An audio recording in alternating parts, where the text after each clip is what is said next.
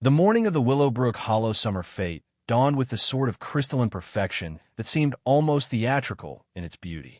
Miss Jane Marple, settling herself on the wooden bench beside the village green with her knitting bag and a thermos of tea, observed the bustling preparations with the gentle satisfaction of someone who had witnessed such scenes countless times before. The village of Willowbrook Hollow nestled in a fold of the Cotswolds like a child's toy village, complete with honey-colored stone cottages, narrow lanes bordered by ancient dry stone walls, and a Norman church whose bell tower had watched over the community for 8 centuries. On this particular Saturday in late June, the annual fête had transformed the village green into a carnival of white marquees, colorful bunting, and a sort of organized chaos that only the English could manage with such apparent effortlessness. Miss Marple had arrived early, as was her custom. At 73, she had learned that the best observations were made before the main event began, when people were still themselves rather than performing their public roles. She watched Mrs. Pemberton from the post office adjusting the prize ribbons on the jam competition table for the 3rd time, her movements betraying the anxiety that her determinately cheerful expression sought to hide. Young Timothy Marsh was setting up the coconut shy with the intense concentration of someone trying very hard to appear useful, though Miss Marple suspected his attention was more focused on Sarah Ashford, who was arranging flowers at the church auxiliary table with unconscious grace. Sarah Ashford. Miss Marple's keen blue eyes lingered thoughtfully on the young woman. 25, recently returned from London to care for her widowed mother after the sudden death of her father 6 months ago. There was something about Sarah that suggested depths beneath the surface, a quality Miss Marple had learned to recognize after decades of observing human nature in all its fascinating complexity. "Good morning, Miss Marple." The voice belonged to Dr. Blackwood, the village physician, a man whose reassuring presence had been a fixture in Willowbrook Hollow for nearly 15 years. He approached with the measured stride of someone accustomed to bringing calm to chaotic situations. "Good morning, Doctor. A lovely day for the fête." Miss Marple's response carried the sort of polite warmth that invited confidence without demanding it. "Indeed it is. I was just speaking with Mrs. Ashford about the flower arrangements. She's done remarkable work organizing the church auxiliary this year, especially considering—" He paused delicately. "Considering the circumstances, yes. It must be difficult for both mother and daughter, adjusting to life without Mr. Ashford." Miss Marple's tone held gentle sympathy while her mind filed away Dr. Blackwood's interest in the Ashford family's affairs. The morning progressed with the comfortable predictability of a well-rehearsed performance. The vicar, Reverend Morrison, delivered the opening blessing with his usual combination of genuine warmth and absent-minded charm. The mayor, Colonel Weatherby, cut the ceremonial ribbon with military precision. And gradually, the village green filled with families from Willowbrook Hollow and the surrounding countryside, drawn by the promise of homemade cakes, friendly competition, and the simple pleasure of community gathering. Miss Marple found herself particularly interested in the interactions between various villagers, the way Mrs. Henderson avoided eye contact with young Patterson from the library, the nervous energy that seemed to surround James Morrison whenever he spoke with anyone from the Ashford family, and the curious fact that Dr. Blackwood kept glancing toward the large Victorian house that loomed at the edge of the village green. Hollow House, as it was known locally, had been the Ashford family residence for 3 generations. Charles Ashford, Sarah's father, had been a successful businessman with interests that had taken him frequently to London and, according to village gossip, occasionally to the continent. His sudden death from a heart attack had shocked the community, not least because he had seemed in robust health and was only 52 years old. It was just after 2 o'clock when the perfect day began to unravel. Miss Marple was judging the children's art competition when she heard Sarah Ashford's scream pierce through the cheerful noise of the fête like a knife through silk. The sound came from the direction of the tea tent, where Mrs. Eleanor Ashford had been presiding over the cake stall with her usual quiet dignity. The crowd seemed to freeze for a moment, processing the sound, before surging toward the source of distress like iron filings drawn to a magnet. Miss Marple, despite her age, moved with surprising speed, her knitting forgotten on the judging table. She arrived at the tea tent to find Sarah kneeling beside her mother, who lay crumpled behind the cake stall in an attitude that suggested she had fallen suddenly and without warning. Mrs. Ashford's face had an odd, dusky color, and her breathing was labored and irregular. Most telling of all, there was a strong scent of bitter almonds in the air around her, a detail that Miss Marple noted with the sort of sharp attention that had served her well in previous encounters with unexpected death.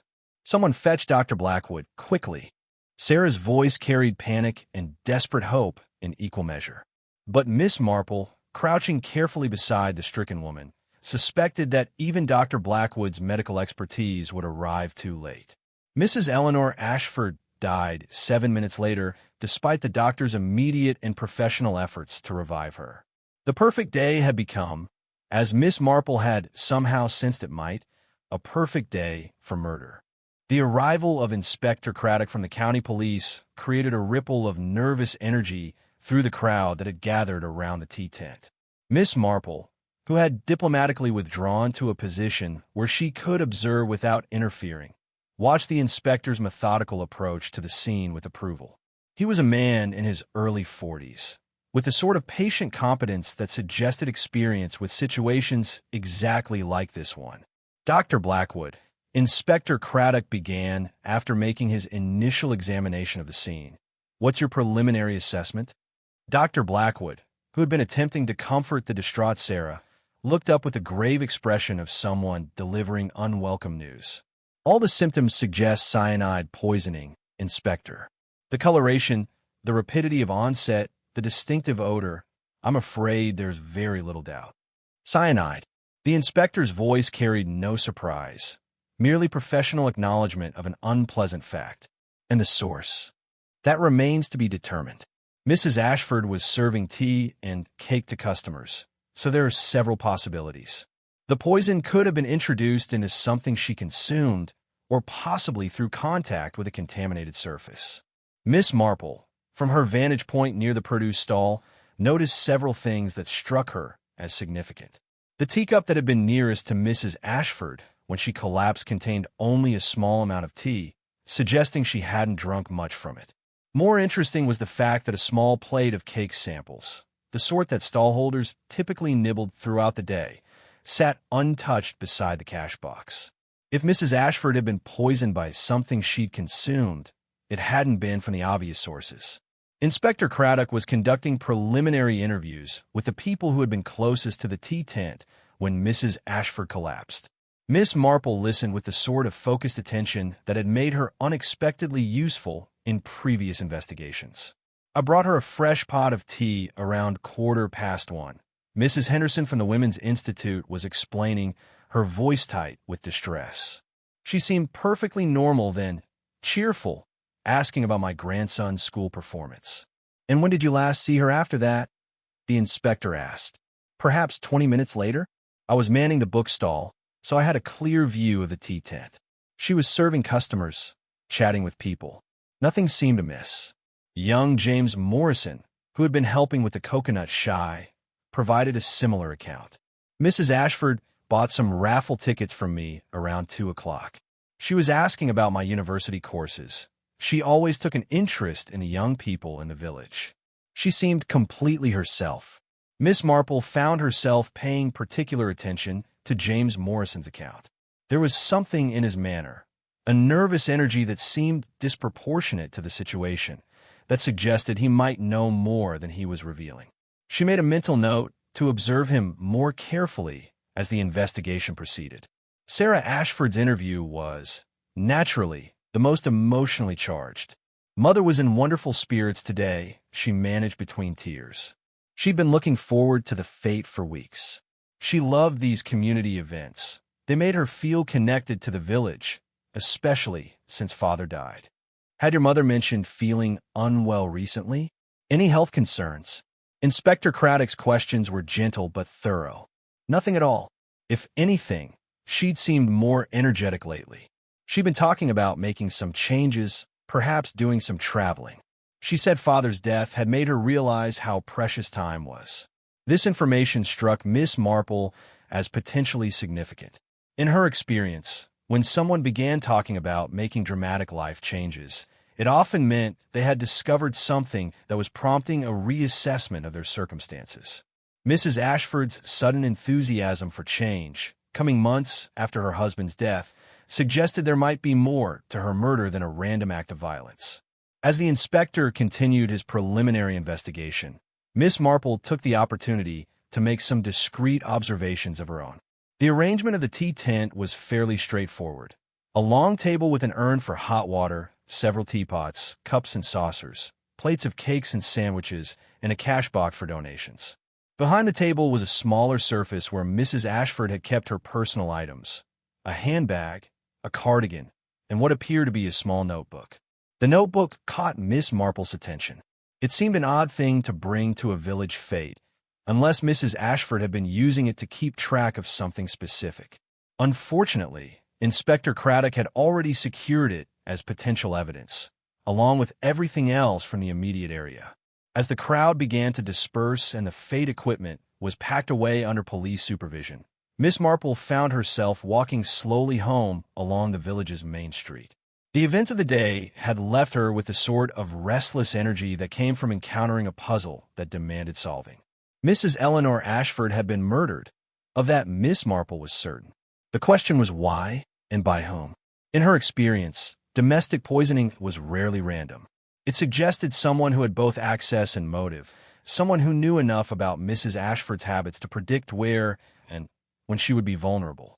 As she reached her own cottage gate, Miss Marple paused to look back at Hollow House, where lights were now burning in the windows as Sarah dealt with the terrible practicalities that follow sudden death. Tomorrow, she decided, she would pay a condolence call. It was the proper thing to do, and it might also provide an opportunity to learn more about what Eleanor Ashford had discovered that had made her dangerous enough to kill. Sunday morning arrived with the subdued atmosphere that follows tragedy in a small community. Miss Marple, dressed in her most appropriate black dress with a small corsage of white roses from her garden, made her way to Hollow House shortly after 11 o'clock, carrying a basket containing a freshly baked Victoria sponge and a jar of her homemade strawberry preserves. The approach to Hollow House led through an iron gate and up a gravel drive bordered by mature rhododendrons. The house itself was an imposing Victorian structure of gray limestone, with bay windows and elaborate stonework that spoke of the prosperity Charles Ashford had brought to his family. Miss Marple had always admired the house, though she had rarely had occasion to visit it socially. Sarah Ashford answered the door herself, and Miss Marple was struck by how much the young woman had aged in the 24 hours since her mother's death. The natural color had drained from her face, and her eyes held the hollow look of someone who had spent the night wrestling with grief and shock. "Miss Marple, how kind of you to come." Sarah's voice carried genuine gratitude along with exhaustion. "My dear, I'm so very sorry for your loss. Your mother was such a lovely woman, always so interested in others, so generous with her time." Miss Marple's words carried the sort of sincere sympathy that invited confidence. Sarah led her into the sitting room, a comfortable space decorated with chintz furniture and family photographs that created an atmosphere of established domesticity. Miss Marple accepted a cup of tea and settled herself in a chair that provided a good view of both Sarah and the room's contents. "I keep expecting to hear her voice from the kitchen," Sarah confessed, wrapping her hands around her own teacup as if seeking warmth. She was always humming while she worked, little fragments of songs from when she was young. "The house feels so terribly quiet without her. Grief has its own rhythm, dear. You mustn't try to hurry through it." Miss Marple's tone was gentle, but her mind was actively cataloging details about the room and Sarah's behavior. "Had your mother seemed troubled about anything recently?" Sometimes when people have suffered one loss, they become more sensitive to other concerns. Sarah hesitated before answering, and Miss Marple sensed there was something the young woman was reluctant to share. She had been different lately, more determined, I suppose. After Father died, she went through a period of being quite withdrawn. But in the past few weeks, she'd become very focused on organizing Father's papers, settling his business affairs. She said there were things that needed to be put right. Put right? That's an interesting phrase. Did she elaborate on what she meant? Not really. I assumed she was referring to tax matters, or perhaps some business debts. Father's affairs were quite complex. He had investments and partnerships that I never fully understood. Mother said she was learning things about his business dealings that surprised her. Miss Marple filed this information away as potentially significant. In her experience, family finances often harbored secrets that could provide motives for murder. Had she mentioned these discoveries to anyone else? Perhaps Dr. Blackwood, or one of your father's business associates. I think she may have spoken with James Morrison about some of it. He's been helping her with research. You know how good young people are with finding information these days. And she'd had several phone conversations with people in London, though she was always quite private about the details. The mention of James Morrison's involvement struck Miss Marple as significant. The young man's nervous behavior at the fête made more sense if he had been helping Mrs. Ashford investigate potentially sensitive matters related to her husband's business. James seems like a sensible young man. Is he studying business or law perhaps? History, actually, at Oxford. But he's always been interested in detective work. He reads crime novels constantly and talks about pursuing forensic studies after his degree. Mother found his enthusiasm quite charming. Miss Marple sipped her tea thoughtfully. A young man with an interest in detective work helping a widow investigate her husband's potentially questionable business dealings. It was exactly the sort of situation that could lead to dangerous discoveries. I hope the police investigation won't be too intrusive for you, dear. Inspector Craddock seems like a competent man. He's been very considerate. He'll be returning this afternoon to look through Mother's papers and personal effects. I'm dreading it. Honestly, having strangers going through her private things feels like such a violation. Miss Marple made a mental note of the timing of Inspector Craddock's return visit. Would it help if you had someone with you when he comes? Sometimes these official procedures are easier to bear with friendly support. Sarah's face showed genuine relief at the suggestion. Would you consider staying? I know it's a great deal to ask, but I'd feel so much more comfortable with someone I trust present. Of course, dear. It will be no trouble at all. As they waited for Inspector Craddock's arrival, Miss Marple encouraged Sarah to talk about her mother, listening carefully for any details that might provide insight into Eleanor Ashford's final weeks. What emerged was a picture of a woman who had been systematically investigating her late husband's business dealings and had apparently discovered something that concerned her deeply. She'd been making lists, Sarah recalled. Names, dates, amounts of money. She kept everything in a locked drawer in Father's old desk. She said she was trying to understand exactly what Father had been involved in and whether any of it had been irregular. And had she reached any conclusions? I think she had, though she never shared them with me directly. But she'd mentioned wanting to make things right with people who might have been hurt. She talked about possibly making some sort of restitution, though she never explained for what. When Inspector Craddock arrived, accompanied by a constable with a camera, Miss Marple was able to observe the search with the sort of careful attention that would have been impossible under other circumstances. The inspector was thorough but respectful, focusing particularly on Charles Ashford's former study and Eleanor's personal correspondence.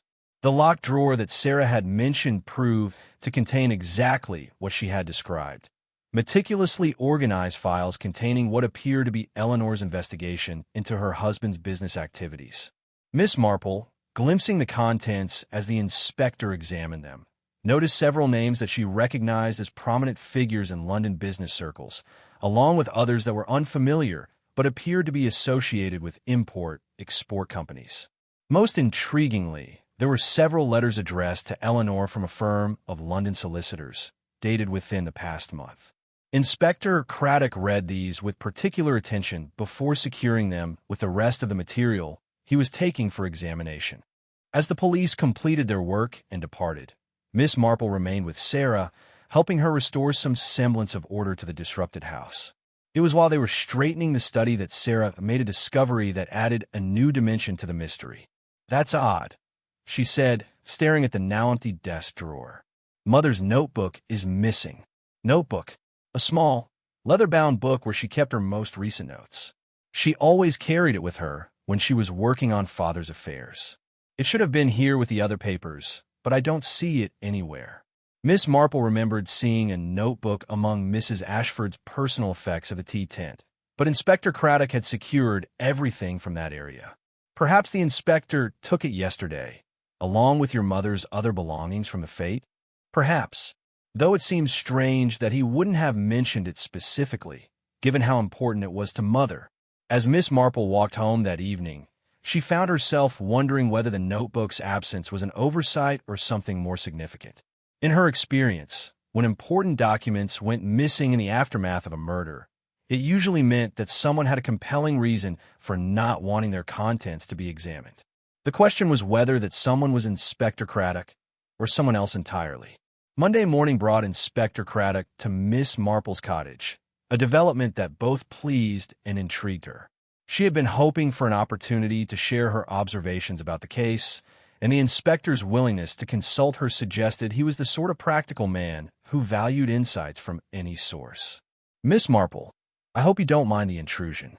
I understand you spent considerable time with Miss Ashford yesterday, and I wondered if she might have shared anything that could be relevant to our investigation."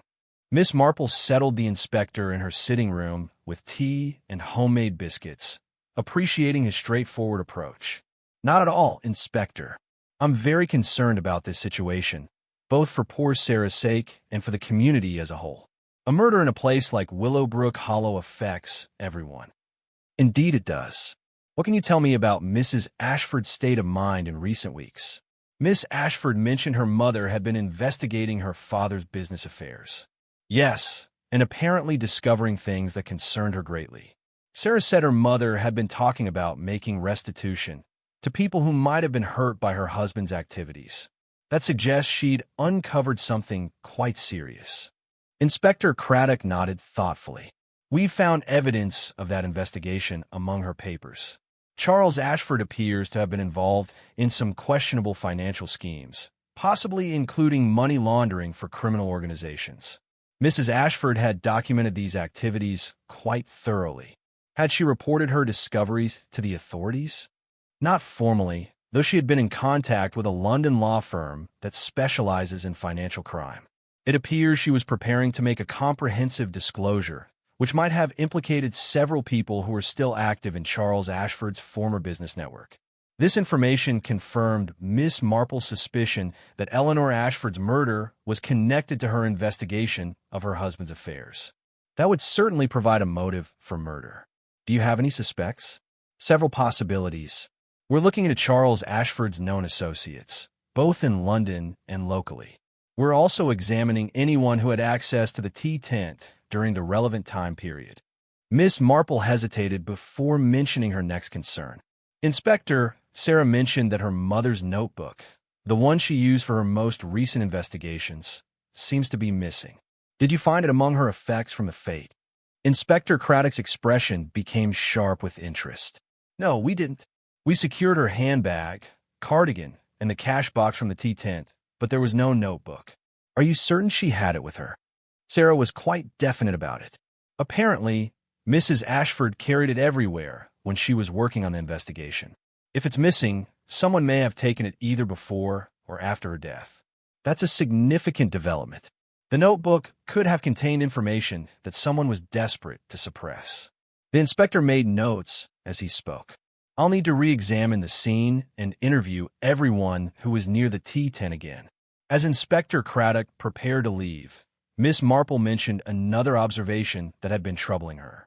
"Inspector, I couldn't help but notice young James Morrison's behavior at the fête. He seemed unusually nervous, even before Mrs. Ashford's collapse. Sarah mentioned he'd been helping her mother with research. I wonder if he might know more about what she discovered." James Morrison is actually my next interview. His involvement with Mrs. Ashford's investigation makes him a person of particular interest. After the inspector's departure, Miss Marple found herself restless and inclined toward a walk that might take her past some of the key locations in the developing mystery. She set out along the village's main street, ostensibly to purchase groceries, but actually to observe and think. Her route took her past the library, where she noticed James Morrison's bicycle parked outside. On impulse, she decided to return some overdue books and perhaps engage the young man in conversation. The library was a small, cozy space housed in a converted Victorian schoolhouse, with James working behind the circulation desk with intense concentration. "Good morning, James. I hope you're managing well after yesterday's terrible events." The young man looked up with a sort of startled expression that suggested his thoughts had been far from library business. Oh, Miss Marple. Yes, it's been quite shocking, actually. Mrs. Ashford was such a lovely woman. I understand you've been helping her with some research. What a kind thing for a young person to do. James's discomfort was immediately apparent. It was nothing really, just looking up some information online, helping her understand some business documents. She said young people were better with computers and that sort of thing. I'm sure your assistance was invaluable. It must have been interesting work. I imagine Mr. Ashford's business affairs were quite complex. More complex than I expected, actually. James seemed torn between wanting to discuss what he'd learned and reluctance to betray confidences. Mrs. Ashford was trying to understand some transactions that seemed unusual. She was very concerned about whether they were legitimate. And what did your research reveal? James glanced around the empty library before answering in a lower voice. I think Mr. Ashford may have been involved in money laundering, possibly for drug traffickers. The amounts of money, the pattern of transactions, the companies involved, it all pointed in that direction. Mrs. Ashford was horrified when she realized what it meant. Had she decided what to do with this information? She was planning to go to the police, but she wanted to be completely certain of her facts first. She said she owed it to her husband's memory to be absolutely sure before making accusations. And she was worried about the implications for Sarah. If Mr. Ashford's assets were seized as proceeds of crime, Sarah might be left with nothing. This added a new dimension to the case that Miss Marple found troubling. Eleanor Ashford hadn't just discovered her husband's criminal activities. She'd been trying to balance justice with protecting her daughter's inheritance. It was exactly the sort of ethical dilemma that could lead someone to delay reporting their discoveries, creating an opportunity for interested parties to take more direct action. James, did Mrs. Ashford ever mention feeling threatened or worried that someone might try to stop her investigation? Not directly, but she had become more cautious in recent weeks. She asked me to make copies of all the important documents and keep them in a safe place, just in case something happened. And she'd started varying her routines, shopping at different times, taking different routes when she walked to the village. Miss Marple felt a chill at this revelation. Eleanor Ashford had known she was in danger, but had continued her investigation anyway. It spoke to a remarkable strength of character, but also suggested she might have uncovered something so serious that she felt compelled to see it through despite the risks. Do you still have those copies, James? The young man nodded. She gave me a set of everything just last week. She said if anything happened to her, I should give them to the police immediately. I suppose I should contact Inspector Craddock. I think that would be very wise. And James, be careful who else you discuss this with. If Mrs. Ashford was murdered because of what she'd learned, her accomplices might still be in danger. As Miss Marple left the library, she reflected on how much more complex the case had become. Eleanor Ashford's murder wasn't just about silencing an inconvenient witness. It was about protecting a criminal enterprise that apparently involved substantial sums of money and potentially dangerous people. The question was whether the killer was one of Charles Ashford's London associates, or someone closer to home who had been more deeply involved in his activities than anyone suspected. Tuesday brought an unexpected development in the form of a second death that transformed the investigation from a single murder into something far more sinister. Miss Marple learned of it when Mrs. Henderson appeared at her door shortly after 8 o'clock in the morning, her face pale with shock and her usual composure entirely shattered. Miss Marple, something terrible has happened. James Morrison, young James from the library, he's been found dead. The news struck Miss Marple like a physical blow. Her conversation with James the previous day had made it clear that he possessed information vital to understanding Eleanor Ashford's murder, and now he too was dead. Where was he found? What happened? In his flat above the bakery. Mrs. Cromwell found him this morning when she went to open the shop. His door was unlocked, and he was collapsed on his kitchen floor. Dr. Blackwood is with him now, and the police are on their way. Miss Marple's mind immediately leaped to the implications of James's death. If he had been murdered, and she strongly suspected he had been, it was almost certainly because someone had learned about his involvement in Eleanor Ashford's investigation. More troubling still, The killer had moved quickly to eliminate someone who could have provided crucial evidence about the motive for Eleanor's murder. Mrs. Henderson, did James mention to anyone that he'd been helping Mrs. Ashford with research? Had he discussed his discoveries with friends, or perhaps mentioned them at the pub? I don't think so. James wasn't much for socializing. He was always buried in his books. Though now that you mention it, Dr. Blackwood did ask me about James's activities just yesterday evening. He said he was concerned about the young man's state of mind after Mrs. Ashford's death.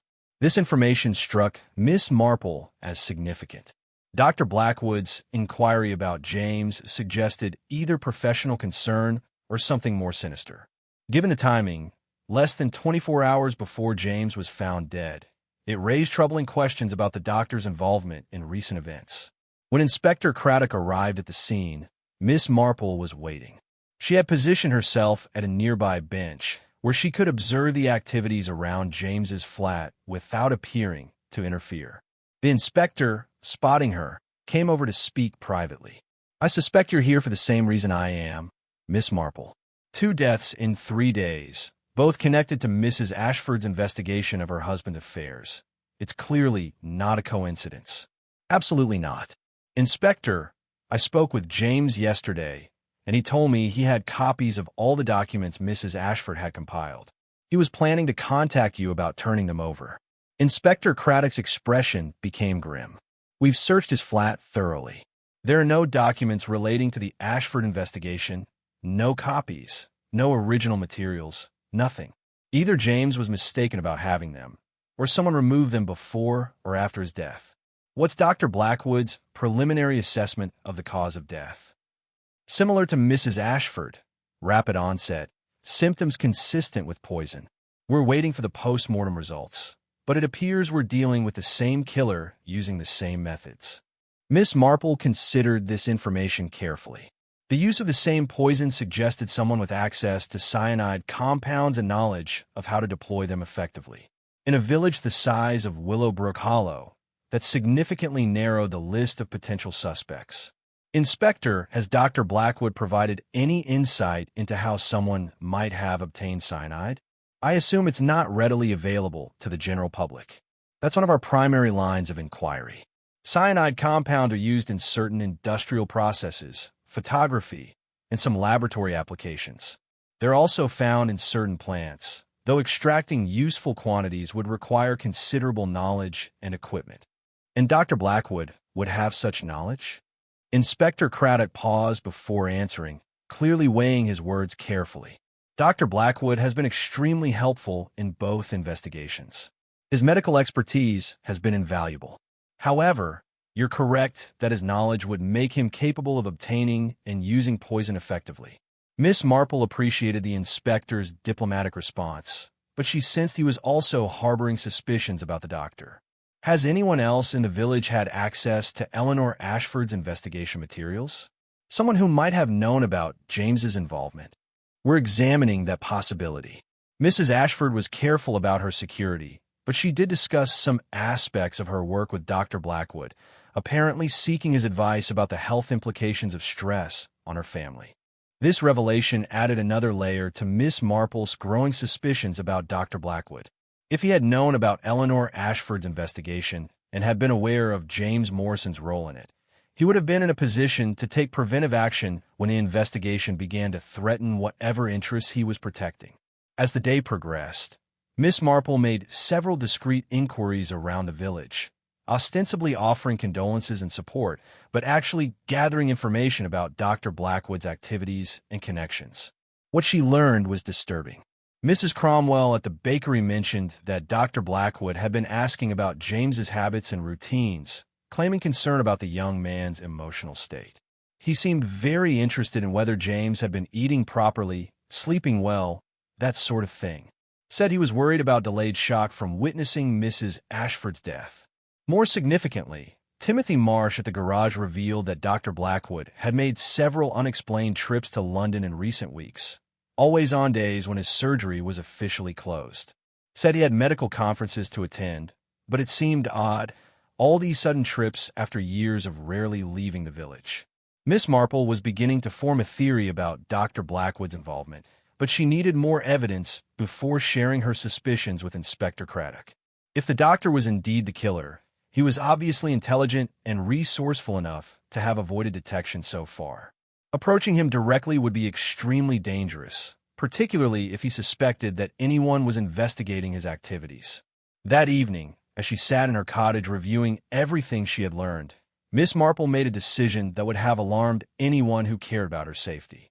She was going to pay Dr. Blackwood a visit, ostensibly to discuss the impact of recent events on the community, but actually to observe him more closely and perhaps provoke him into revealing information about his true role in recent events. It was, she acknowledged, a considerable risk.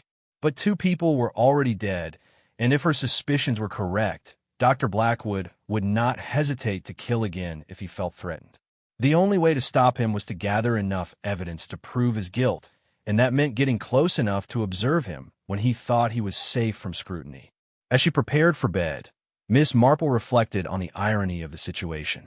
Dr. Blackwood had built his reputation on preserving life and health, yet he appeared to be systematically eliminating anyone who threatened to expose his involvement in Charles Ashford's criminal enterprises. Tomorrow, she would begin the delicate process of proving that the man the village trusted with their lives was actually a cold-blooded killer. Wednesday afternoon found Miss Marple walking purposefully toward Dr. Blackwood's surgery, carrying a basket of preserves and wearing her most innocent expression. She had spent the morning crafting a plausible excuse for her visit, concern about the stress-related health implications of recent tragic events on the village's elderly residents, while actually preparing for what might prove to be the most dangerous conversation of her long career in amateur detection. Dr. Blackwood's surgery occupied the ground floor of a converted Georgian townhouse near the village center, with his private residence on the floors above. The waiting room was empty when Miss Marple arrived, which suited her purposes perfectly. She needed to speak with the doctor privately, without witnesses who might later be placed in danger if her suspicions proved correct. Miss Marple, what a pleasant surprise. Dr. Blackwood emerged from his consulting room with his usual professional warmth, though Miss Marple thought she detected a subtle wariness in his manner. "I hope you're not feeling unwell." "Not at all, doctor. I wanted to speak with you about the effect these recent tragedies are having on the village. Several of the elderly residents have mentioned anxiety, sleep difficulties, loss of appetite. I wondered if you might offer some guidance about how we might help them cope."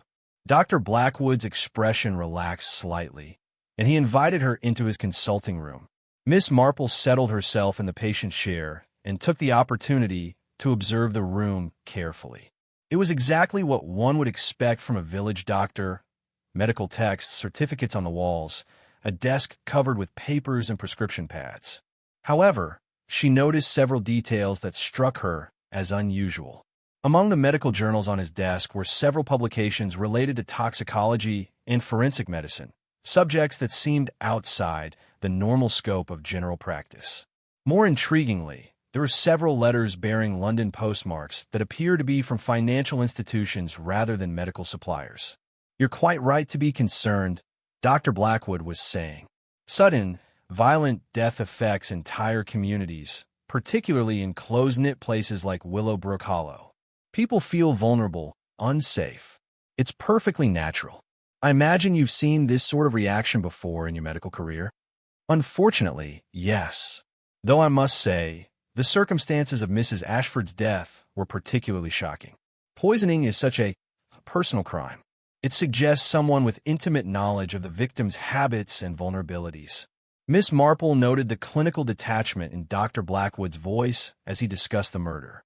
Most people, even medical professionals, would show more emotional response when discussing the violent death of someone they had known for years. And poor James Morrison's death, such a tragedy in someone so young. Indeed, James was a sensitive young man, very affected by Mrs. Ashford's death. "I had noticed signs of severe anxiety in recent days, insomnia, agitation, loss of appetite. I was considering suggesting some mild sedation to help him through the immediate crisis." "How thoughtful of you to be monitoring his well-being so carefully." Dr. Blackwood's expression sharpened slightly at her tone, and Miss Marple realized she had perhaps revealed too much of her suspicions. She needed to be more careful if she hoped to learn anything useful without alerting him to her investigation. James had been helping Mrs. Ashford with some research related to her husband's business affairs. She continued in a more conversational tone. I wonder if that involvement might have contributed to his distress. Quite possibly. Charles Ashford's financial situation was complex. Eleanor had been discovering things that troubled her greatly. She actually consulted me about the psychological impact of learning that one's spouse had been involved in questionable activities. How difficult that must have been for her. Did she share the specific nature of what she had discovered? Dr. Blackwood was quiet for a moment, apparently weighing his response. She believed Charles had been involved in money laundering, possibly for criminal organizations. She had documented substantial evidence and was considering whether to report it to the authorities. And you advised her to? I encouraged her to proceed cautiously. Accusations against deceased persons can be extremely damaging to surviving family members, particularly if the evidence is ambiguous. I suggested she might want to consult with legal experts before taking any irreversible actions. Miss Marple found this advice suspicious. An innocent person would likely have encouraged Eleanor Ashford to report her discoveries to the police immediately. Dr. Blackwood's counsel to proceed cautiously suggested he had reasons for wanting to delay or prevent official scrutiny of Charles Ashford's activities. Of course, one would want to be completely certain before making such serious allegations. Did Mrs. Ashford mention who else she might have discussed her discoveries with? She was quite discreet about her investigation. As far as I know, only James Morrison was assisting her with research, though she may have been in contact with legal advisors in London. Miss Marple noticed that Dr. Blackwood did not mention Inspector Craddock's statement that Eleanor Ashford had been preparing to make a comprehensive disclosure through her London solicitors. Either he was unaware of that development, or he was deliberately concealing his knowledge of it. It's such a shame that James won't be able to help the police understand what Mrs. Ashford had learned. I suppose any documents or materials he had will be difficult to interpret without his guidance. Dr. Blackwood's response was immediate and telling. I believe James told me he had been keeping copies of important documents in a safe place, though I'm not sure where. Perhaps in a library, or possibly with someone he trusted. This was the first time Dr. Blackwood had mentioned knowing about James's document copies, and his apparent interest in their location was highly suspicious. If he was the killer, he would naturally be concerned about evidence that might have survived James's death. Well, I'm sure Inspector Craddock will locate anything important during his investigation, Miss Marple said carefully. He seems like a very thorough man. Indeed, though I hope the investigation won't be too disruptive to the community. Villages like ours depend on trust and mutual respect. Too much scrutiny of private affairs can be quite damaging to social cohesion. Miss Marple interpreted this as a subtle warning about the dangers of excessive curiosity. Dr. Blackwood was making it clear that he valued privacy and discretion, qualities that could be either admirable or sinister, depending on what one was trying to hide. As she prepared to leave, Miss Marple made one final attempt to gather information. I hope you'll let me know if there's anything I can do to help with the community's recovery from these tragedies. I've always found that neighbors helping neighbors is the best medicine for collective trauma. How thoughtful of you, Miss Marple. Though I think the best thing for everyone would be for life to return to normal as quickly as possible. Too much dwelling on tragic events can be unhealthy for a community's psychological well-being. As Miss Marple walked home, she reflected on the conversation with growing certainty that Dr. Blackwood was indeed the killer. His clinical knowledge of poison, his awareness of both victims' activities, his access to their routines, and his apparent interest in suppressing further investigation all pointed to his guilt. The challenge now would be proving it before he decided that she, too, had become a threat that needed to be eliminated. That evening, Miss Marple made a decision that would have alarmed Inspector Craddock had he known about it. Rather than waiting for official channels to uncover Dr. Blackwood's connection to Charles Ashford's criminal activities, she resolved to conduct some investigation of her own. The doctor's behavior during their conversation had convinced her that he was not only the killer, but also that he was actively working to prevent further discoveries about his involvement in the Ashford money laundering operation. Miss Marple's first stop was the village post office, where Mrs. Pemberton had been sorting mail for the better part of 30 years and possessed an encyclopedic knowledge of local correspondence patterns. Under the guise of mailing a package to her nephew, Miss Marple engaged Mrs. Pemberton in conversation about recent changes in village routines. I couldn't help but notice that Dr. Blackwood has been receiving quite a lot of mail from London lately, she mentioned casually while addressing her parcel. I do hope he's not considering leaving us for a city practice. Mrs. Pemberton, who prided herself on her discretion but occasionally succumbed to the pleasure of sharing interesting observations, lowered her voice conspiratorially. "Oh, I don't think it's about changing practices, Miss Marple. The letters are from financial institutions, banks, investment companies, that sort of thing. And there have been several from solicitors' offices, always marked confidential or private and confidential. How curious. I wouldn't have thought a village doctor would need such complex financial arrangements." "That's exactly what I thought. And the timing is interesting, too. Most of these letters started arriving about 6 months ago, right around the time poor Mr. Ashford passed away. Before that, Dr. Blackwood's mail was quite routine: medical journals, pharmaceutical suppliers, the usual correspondence." This information confirmed Miss Marple's suspicion that Dr. Blackwood's involvement in Charles Ashford's affairs had intensified following Ashford's death. If he had been a minor participant in the money laundering operation while Ashford was alive, he might have taken on a more significant role after becoming concerned about Eleanor Ashford's investigation threatening the entire network. Miss Marple's next objective was to learn more about Dr. Blackwood's recent trips to London. Timothy Marsh at the village garage had mentioned the doctor's unusual travel pattern, and she hoped to discover whether these journeys coincided with significant developments in Eleanor Ashford's investigation. She found Timothy in the garage workshop, working on the engine of Colonel Weatherby's ancient rover.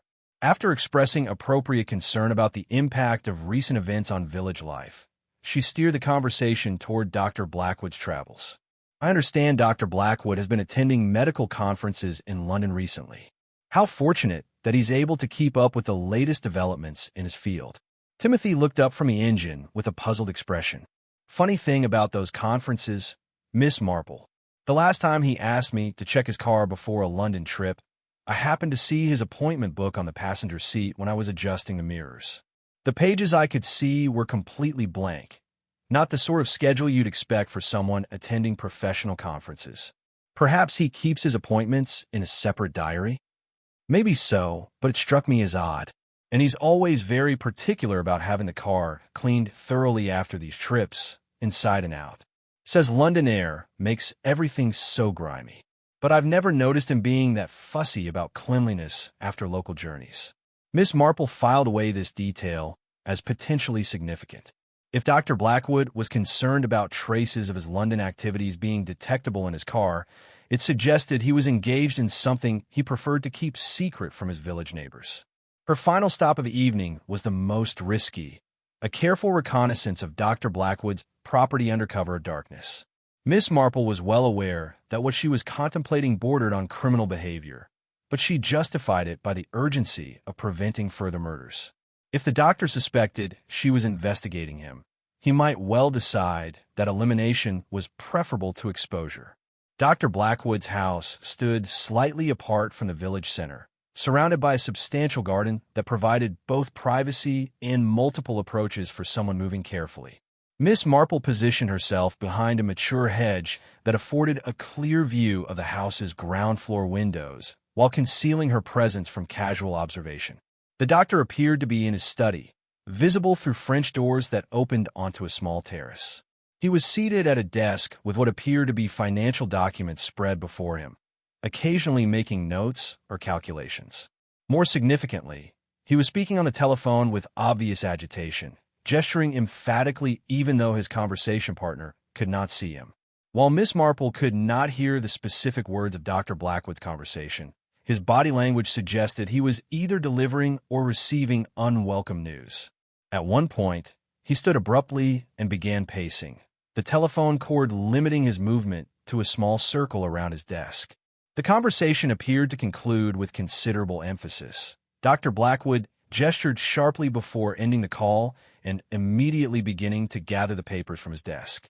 Miss Marple watched as the doctor moved the papers to what appeared to be a safe concealed behind bookshelf. The care he took in securing the documents suggested they contained information he considered extremely sensitive. She made a mental note of the safe's location, though she had no intention of attempting to access it herself. That sort of evidence would need to be obtained through official channels if it were to be useful in a prosecution. As she prepared to leave her observation post, Miss Marple was startled to see Dr. Blackwood suddenly appear at the French doors, staring out into the garden with obvious suspicion. She remained perfectly still behind the hedge, grateful for the darkness and her dark clothing, as the doctor spent several minutes scanning the area around his house. Eventually, Dr. Blackwood appeared to satisfy himself that his property was secure, but he took the precaution of drawing the curtains before returning to his desk. Miss Marple waited another 10 minutes before carefully making her way back to the village street, taking a circuitous route that would avoid drawing attention to her presence in the area. Walking home through the quiet village streets, Miss Marple reflected on what she had learned during her evening of investigation. Dr. Blackwood was clearly involved in financial activities that extended well beyond his medical practice, activities that had intensified following Charles Ashford's death and had prompted frequent consultations with London associates. His behavior suggested someone who was managing a complex and potentially dangerous situation, someone who would not hesitate to eliminate threats to his security. The question now was how to share her discoveries with Inspector Craddock without revealing the questionable methods she had used to obtain them. She needed to find a way to point the official investigation in the right direction while maintaining her own safety in a situation that was becoming increasingly dangerous with each passing day. Thursday morning brought Inspector Craddock to Miss Marple's cottage with news that both vindicated her suspicions and heightened her sense of urgency about the case.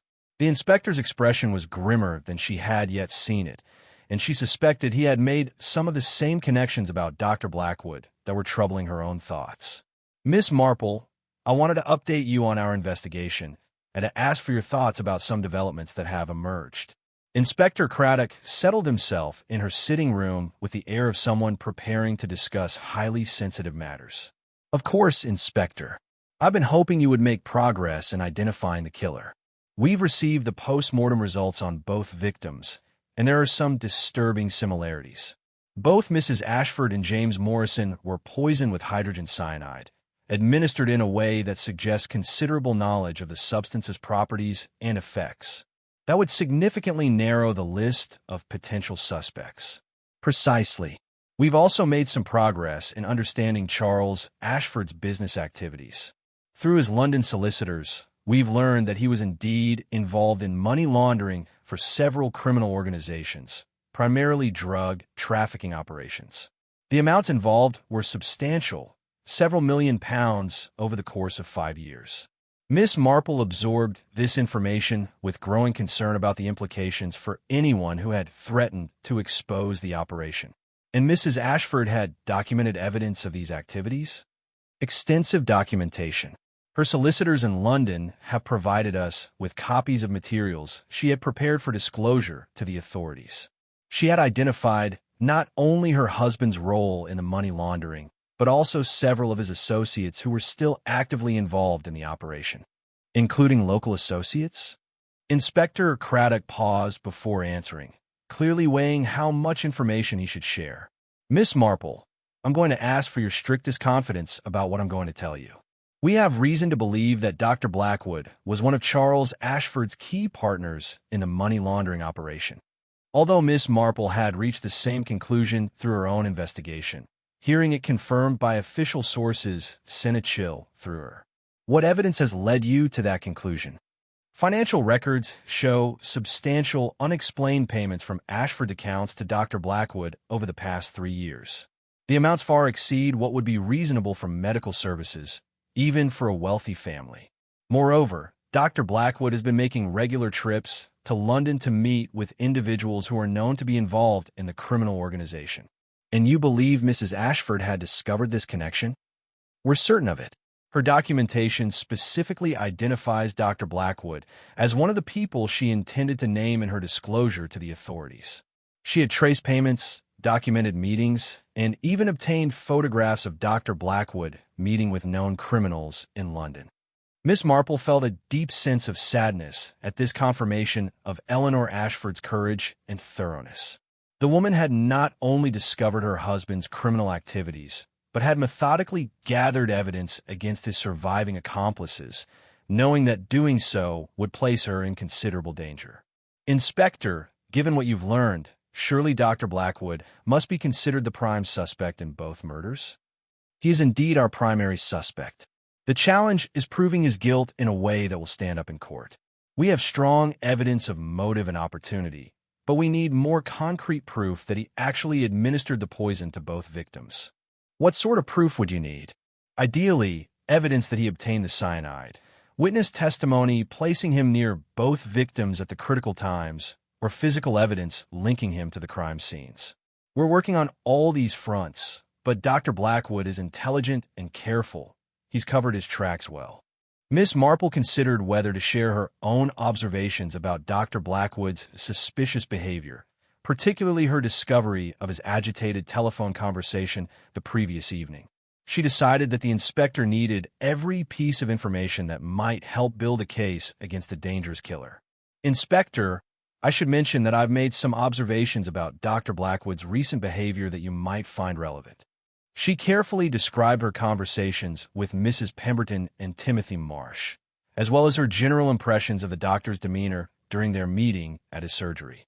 Inspector Craddock listened with keen attention, occasionally asking for clarification about specific details.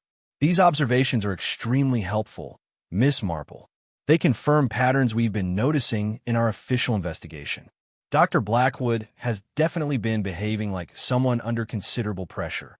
Is there anything I can do to assist with gathering more concrete evidence?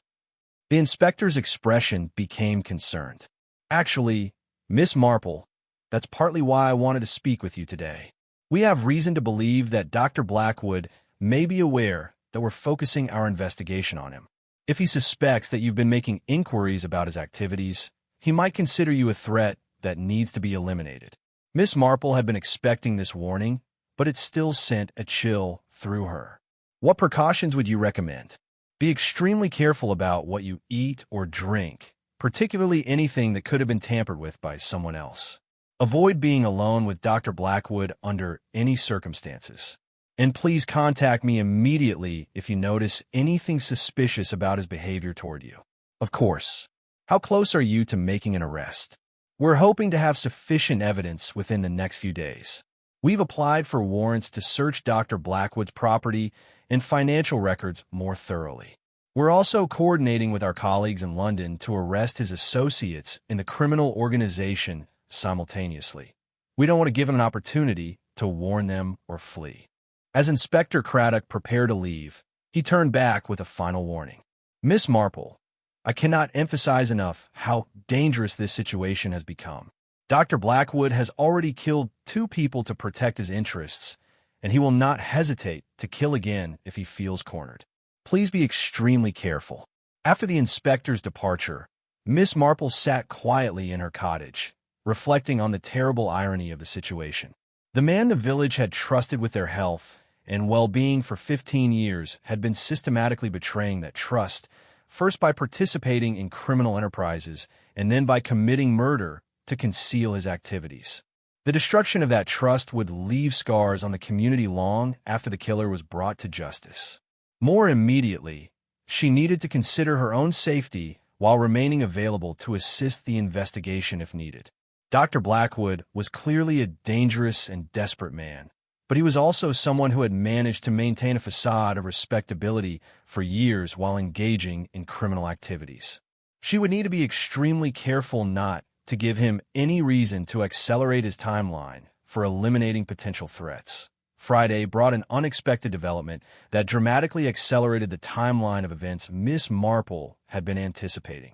Sarah Ashford appeared at her door shortly after breakfast, carrying a small leather satchel and wearing an expression that combined excitement with considerable anxiety. Miss Marple, I found something that I think you and Inspector Craddock need to see immediately.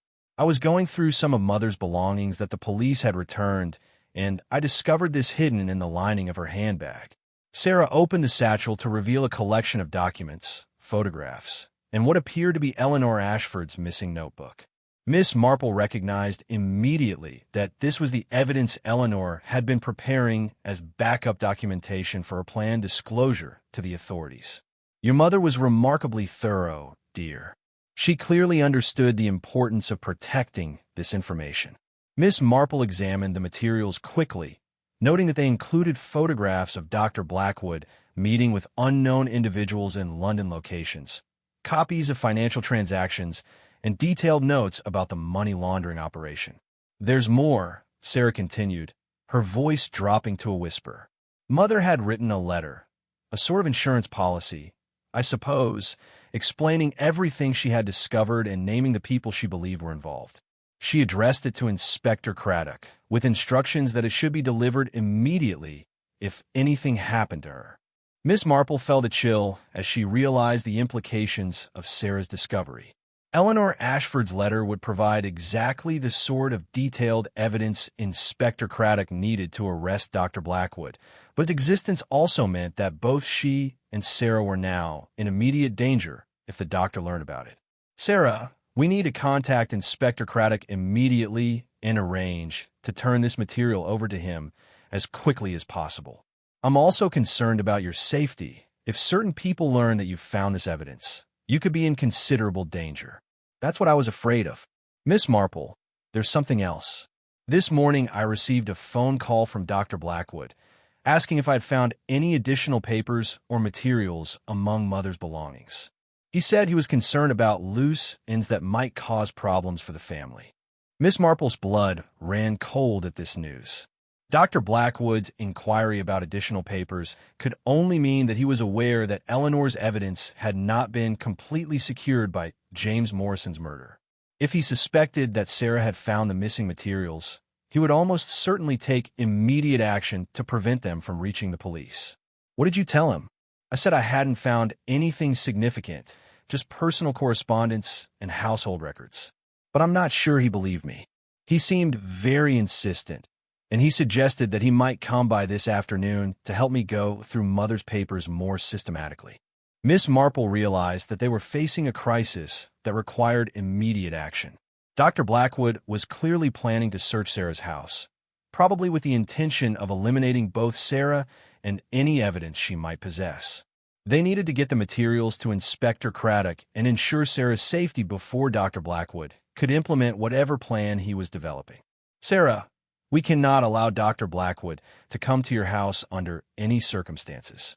I'm going to call Inspector Craddock immediately and ask him to meet us somewhere safe, where we can turn over these materials. The phone call to Inspector Craddock revealed that he, too, had been expecting developments that might force Dr. Blackwood into desperate action. Miss Marple, we've just received word from our London colleagues that several of Dr. Blackwood's associates in the criminal organization have been arrested. If he's learned about these arrests, he'll know that his own arrest is imminent. Inspector, Sarah Ashford has found her mother's backup documentation, including a detailed letter naming Dr. Blackwood and other conspirators. But Dr. Blackwood has been asking about additional papers, and he's planning to visit Sarah this afternoon. That's extremely dangerous. We need to get Miss Ashford to safety immediately and secure the evidence before Dr. Blackwood can interfere. Can you bring her to the police station? We'll leave immediately. As Miss Marple and Sarah prepared to depart for the police station, they were interrupted by the sound of a car pulling into the driveway of Miss Marple's cottage. Looking out the window, they were alarmed to see Dr. Blackwood emerging from his vehicle and walking toward the front door with purposeful strides. He's found us, Sarah whispered, clutching the satchel containing her mother's evidence. Miss Marple's mind raced through their limited options. They could not leave through the front door without encountering Dr. Blackwood, and her cottage's back garden was enclosed by a high fence that would make escape difficult. Moreover, Dr. Blackwood had almost certainly seen their figures in the window and would know they were inside. Sarah, take the evidence and hide in the pantry. There's a small window there that leads to the side garden. If you can get out safely, go directly to the police station. Don't worry about me. Just make sure that evidence reaches Inspector Craddock. I can't leave you here with him. You must. That evidence is the only way to ensure justice for your mother and James Morrison. Go now, quickly, before he comes around to check the back of the house." As Sarah reluctantly made her way toward the pantry, Miss Marple prepared to face Dr. Blackwood with the grim understanding that she was about to confront a desperate killer who had already demonstrated his willingness to eliminate anyone who threatened his security. She only hoped she could delay him long enough for Sarah to escape with the evidence that would finally bring Eleanor Ashford's murderer to justice. The sound of Dr. Blackwood's knock echoed through the cottage, and Miss Marple moved toward the door, knowing that the next few minutes would determine whether the truth about recent events would be revealed or buried forever along with another victim of a man who had betrayed every principle of his profession. Miss Marple opened her front door to find Dr. Blackwood standing on her threshold with an expression that she immediately recognized as that of a man who had abandoned all pretense of civilized behavior. The genial village physician had been replaced by someone whose desperation had stripped away years of careful facade, revealing the cold calculation beneath. "Dr. Blackwood, what a surprise. I wasn't expecting visitors this morning." "I think you were, Miss Marple. I believe Miss Ashford is here with you, and I need to speak with both of you about some materials that have recently come to light." Dr. Blackwood's voice carried none of its usual warmth, and Miss Marple noticed that he was carrying his medical bag in a way that suggested it contained something other than conventional medical supplies. "I'm afraid Sarah isn't here at the moment. She left about an hour ago to run some errands in the village." Miss Marple stepped aside to allow Dr. Blackwood to enter, calculating that keeping him talking would give Sarah more time to reach safety. Dr. Blackwood moved into the sitting room with the careful alertness of someone expecting danger. "Miss Marple, I think we both know that's not true. Miss Ashford's bicycle is in your back garden, and I saw two figures in your window when I arrived. I'm afraid the time for polite deceptions has passed." "Very well. Sarah is indeed here, though I'm not sure why that concerns you. She's dealing with the aftermath of her mother's death. Surely she's entitled to seek support from friends." "She's entitled to grieve, certainly.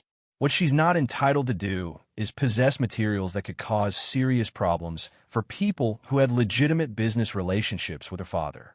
I understand she's found some documents that were missing from her mother's official papers." Miss Marple seated herself in her usual chair, projecting calm while listening carefully for any sound that might indicate Sarah's progress toward escape. "Dr. Blackwood, I think it's time for us to speak plainly about what's been happening in this village. Eleanor Ashford discovered that her husband had been involved in money laundering, and that you were one of his key partners in those activities." Dr. Blackwood's expression showed no surprise at her direct accusation. "Eleanor Ashford discovered a great many things, most of which she didn't fully understand. Charles's business arrangements were complex and served legitimate purposes that extended well beyond the simplistic interpretation Eleanor chose to place on them, including the purpose of silencing inconvenient witnesses through murder. Eleanor's death was regrettable but necessary. She was preparing to destroy the reputations and livelihoods of several people based on incomplete information and moral assumptions that had no basis in practical reality. James Morrison's death was similarly unfortunate, but he had made himself a liability by assisting Eleanor's misguided crusade." Miss Marple felt sickened by Dr. Blackwood's clinical detachment as he discussed the murders he had committed. "And now you intend to kill Sarah as well, simply because she possesses evidence of your crimes?" "I intend to recover materials that belong to people who have invested considerable time and resources in maintaining certain business arrangements. What happens to Miss Ashford depends largely on her willingness to cooperate with that recovery." "And what happens to me, Doctor?" Dr. Blackwood opened his medical bag and removed a small vial of clear liquid and a syringe. "That depends on how much you've learned about matters that don't concern you, and how likely you are to share that information with people who might misuse it." Miss Marple recognized that Dr. Blackwood was preparing to administer what would undoubtedly be a fatal injection, probably of the same cyanide compound he had used to kill Eleanor Ashford and James Morrison. She needed to keep him talking while hoping that Sarah had managed to escape and alert the authorities. Dr. Blackwood, may I ask how you became involved in Charles Ashford's money laundering operation? It seems like such a departure from medical practice. Charles approached me several years ago with a proposal that was mutually beneficial. He needed someone with professional credibility to help legitimize certain financial transactions, and I needed additional income to fund some research projects that were important to me. The arrangement worked well for everyone involved until Eleanor began her misguided investigation. And you felt that killing her was preferable to finding a legal solution to the problem?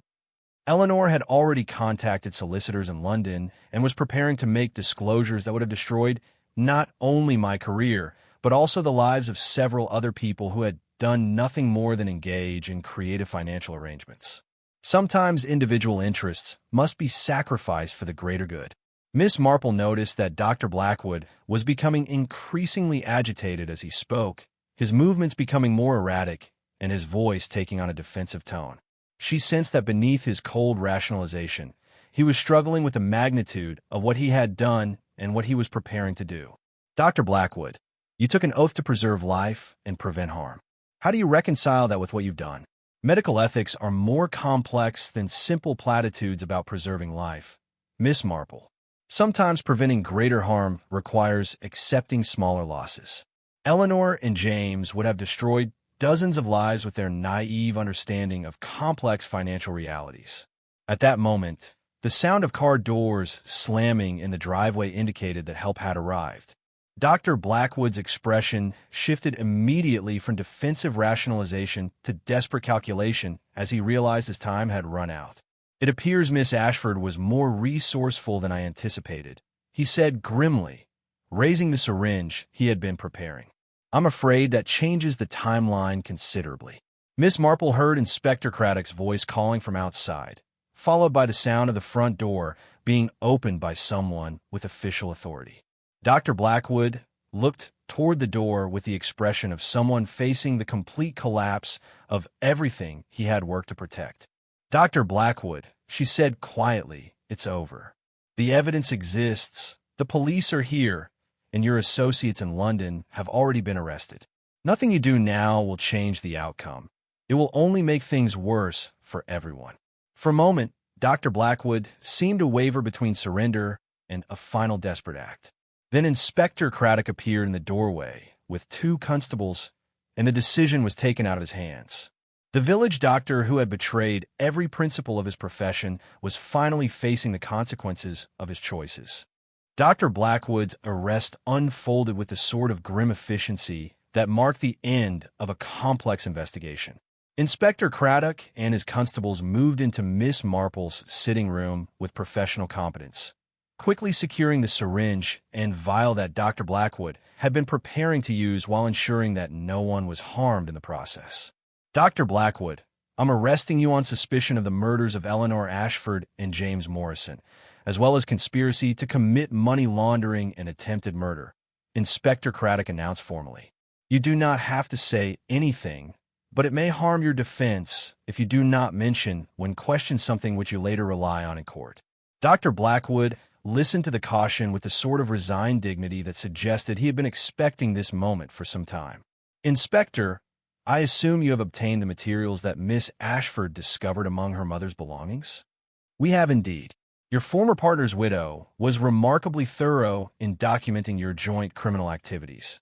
We also have comprehensive evidence from our colleagues in London about your ongoing involvement with the money laundering operation.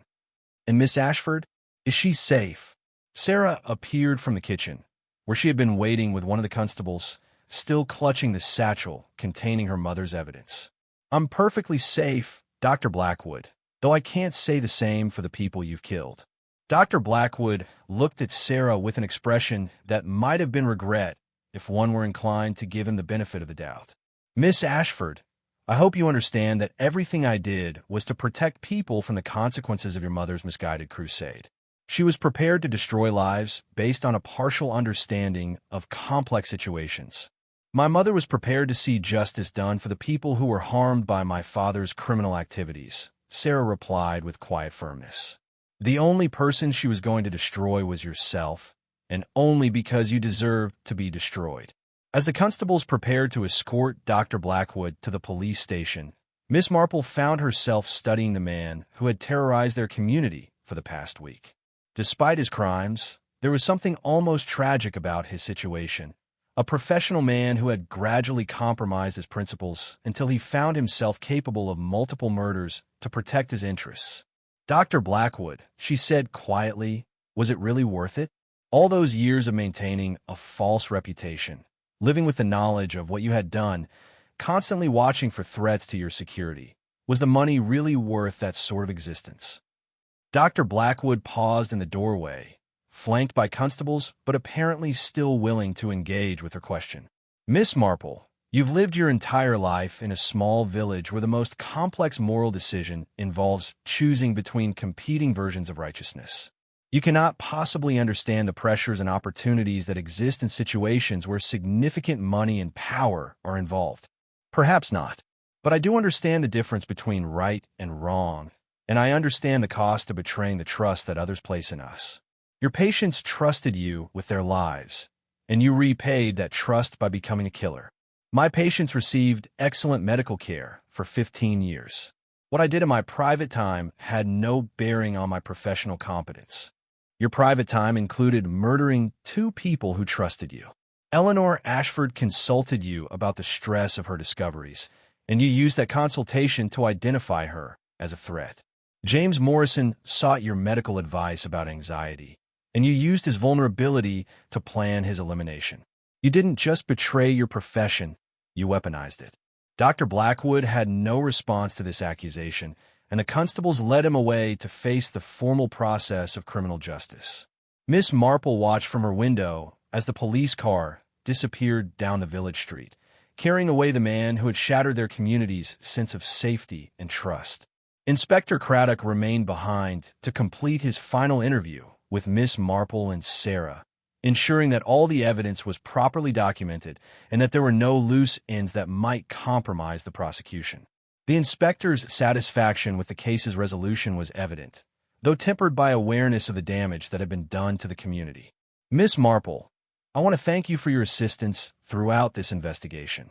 Your observations and insights were instrumental in identifying Dr. Blackwood as the killer and understanding his motives. I'm just grateful that we were able to stop him before he killed anyone else. Though I confess I'm troubled by how long he was able to maintain his deception. 15 years is a long time to live a lie. Unfortunately, people like Dr. Blackwood are often very skilled at compartmentalizing their lives.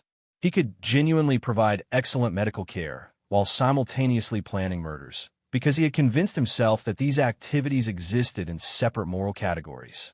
Sarah, who had been listening quietly to this exchange, spoke up with obvious emotion. What troubles me most is thinking about all the times our family trusted him. When Father had his heart attack, Dr. Blackwood was the one who tried to revive him. When Mother was dealing with her grief, she turned to him for support. And all along, he was planning to kill her if she discovered too much about Father's activities. Your mother was a remarkable woman, Miss Ashford. She knew the risks of her investigation, but she continued it because she believed justice was more important than her personal safety. That sort of moral courage is rare and should be honored. As Inspector Craddock prepared to leave, he turned back with one final observation about the case. This investigation has reminded me why I chose police work. People like Eleanor Ashford and James Morrison, ordinary citizens who choose to do the right thing despite personal risk. They're the reason we have laws and justice systems. People like Dr. Blackwood are the reason we need them. Miss Marple nodded in agreement, though she found herself thinking about the broader implications of what they had uncovered. Dr. Blackwood's crimes were not just individual acts of violence, but symptoms of a larger corruption that had infected multiple institutions and communities. The money laundering operation he had participated in had funded serious crimes, harmed innocent people, and corrupted professionals who should have been protecting society rather than preying upon it. As evening approached and Sarah prepared to return to Hollow House to begin the process of rebuilding her life, Miss Marple reflected on the strange week that had transformed their peaceful village into the scene of multiple murders and revealed the capacity for evil that could exist beneath the most respectable surfaces. Tomorrow, the work of healing and recovery would begin, but tonight she simply felt grateful that the truth had finally emerged and that justice would be served. The weekend following Dr. Blackwood's arrest brought a strange quiet to Willowbrook Hollow, the sort of suspended atmosphere that follows the resolution of a crisis but precedes the full understanding of its implications. Miss Marple spent Saturday morning tending her garden, finding comfort in the familiar rhythms of cultivation and growth after a week dominated by death and deception. Inspector Craddock arrived shortly before noon with news about the broader investigation into the money laundering operation that had cost Eleanor Ashford and James Morrison their lives. His expression carried satisfaction tempered by the sobering reality of how extensive the criminal network had proved to be. Miss Marple, I wanted to update you on what we've learned from Dr. Blackwood's associates in London. The scope of the operation was considerably larger than we initially realized. I was afraid it might be. Charles Ashford's financial records suggested substantial amounts of money were involved. Over the past 5 years, the network processed more than £10 million in drug trafficking proceeds. Charles Ashford's import business was just one of several legitimate enterprises being used to disguise the source of criminal funds. Dr. Blackwood's medical practice provided another layer of respectability, along with access to chemical compounds that proved useful for eliminating inconvenient witnesses. Miss Marple absorbed this information with growing understanding of why Eleanor Ashford investigation had posed such a serious threat to the operation. And Dr. Blackwood's role was more significant than we initially suspected. Much more significant. After Charles Ashford's death, Dr. Blackwood essentially took over managing the local aspects of the money laundering scheme.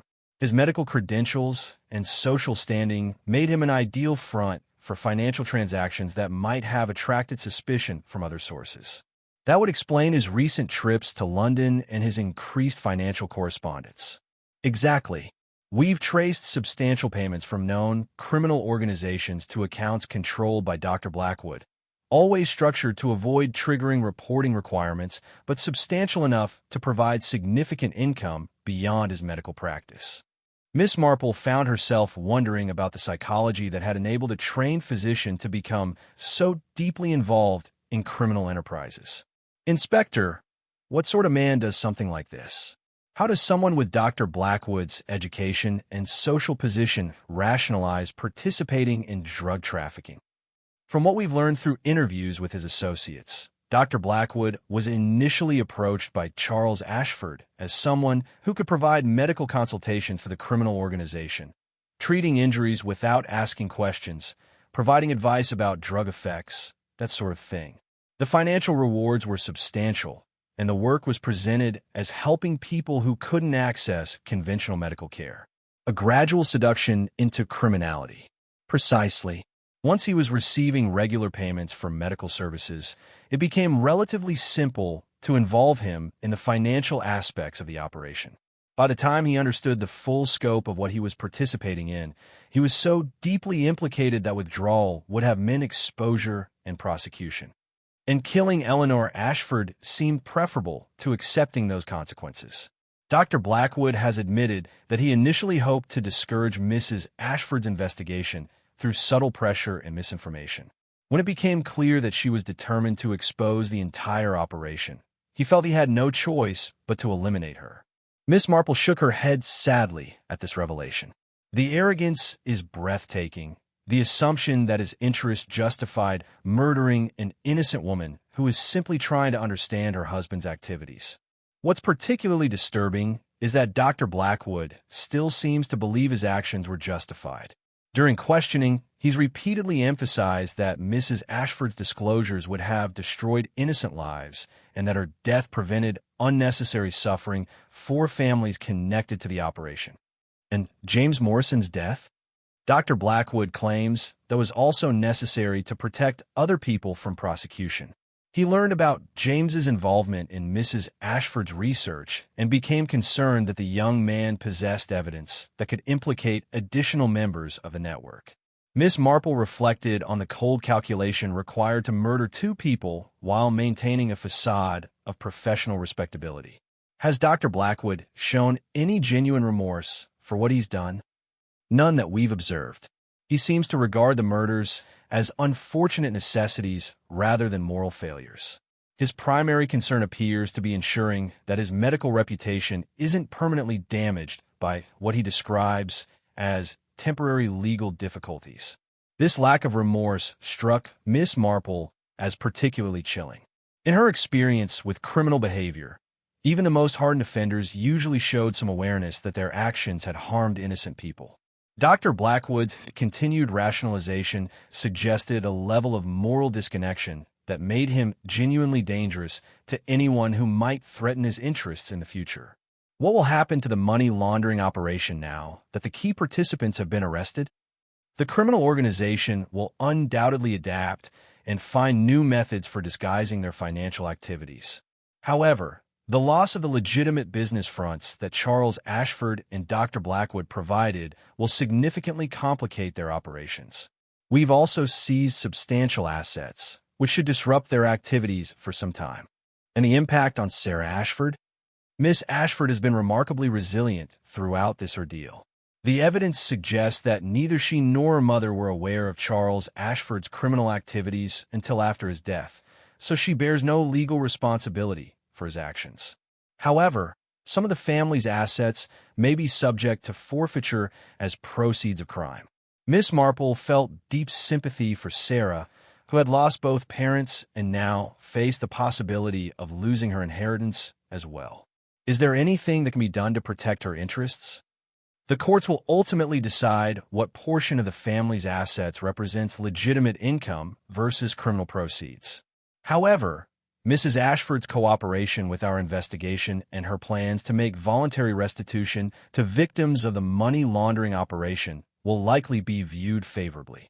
As Inspector Craddock prepared to leave, Miss Marple found herself thinking about the broader lessons of the case they had just concluded. Inspector, what strikes me most about this investigation is how ordinary evil can appear. Dr. Blackwood was respected, trusted, even beloved by his patients. Yet he was capable of participating in serious crimes and committing murder to protect his interests. That's one of the most disturbing aspects of cases like this. We expect criminals to look and act like criminals, but people like Dr. Blackwood succeed precisely because they appear to be respectable members of society. Their respectability becomes a weapon that allows them to operate with minimal scrutiny, which makes people like Eleanor Ashford even more remarkable. She recognized that respectability wasn't the same as integrity, and she was willing to risk her life to expose the difference. Indeed, Mrs. Ashford's courage and determination saved lives by preventing Dr. Blackwood from continuing his criminal activities indefinitely. That's a legacy worth honoring. The trial of Dr. Blackwood began 3 months later in the county courthouse, drawing national attention as one of the most shocking betrayals of professional trust in recent memory. Miss Marple, who attended as a key prosecution witness, found herself observing not only the legal proceedings, but also the devastating impact of Dr. Blackwood's crimes on the community he had served and betrayed. The courtroom was packed with residents of Willowbrook Hollow, many of whom had been Dr. Blackwood's patients for years and were still struggling to reconcile the caring physician they had known with the cold-blooded killer revealed by the evidence. Miss Marple noted the expressions of bewilderment and betrayal on familiar faces as the full scope of Dr. Blackwood's criminal activities was presented to the jury. The prosecution, led by a senior Crown prosecutor from London, methodically presented evidence that painted a devastating picture of Dr. Blackwood's involvement in the money laundering operation and his calculated murders of Eleanor Ashford and James Morrison. The financial records, photographs, and documentary evidence that Eleanor had compiled proved to be comprehensive and damning, leaving little room for alternative interpretations of the doctor's activities. Sarah Ashford's testimony was particularly powerful, as she described her mother's growing anxiety about her discoveries and her determination to see justice done despite the obvious risks. "My mother knew she was in danger," Sarah told the jury with quiet dignity. But she said that some things were more important than personal safety, and that my father's victims deserved to know the truth about what had happened to them. When Miss Marple was called to testify, she focused on Dr. Blackwood's behavior during the investigation and his suspicious knowledge of details that an innocent person would not have possessed. Her account of their final confrontation at her cottage provided crucial evidence about Dr. Blackwood's state of mind and his willingness to commit additional murders to protect his interests. The defense strategy, such as it was, attempted to portray Dr. Blackwood as a man who had gradually become involved in criminal activities through Charles Ashford manipulation and had killed only when he felt cornered and desperate. His barrister argued that the murders, while inexcusable, were the actions of someone who had lost the ability to think rationally under extreme pressure. Dr. Blackwood himself took the stand in his own defense, a decision that proved catastrophic for his case. Under cross-examination by the prosecution, he revealed the same cold rationalization of his actions that had shocked Miss Marple during their confrontation. His continued insistence that the murders had been necessary to prevent greater harm demonstrated a complete lack of remorse that clearly disturbed the jury.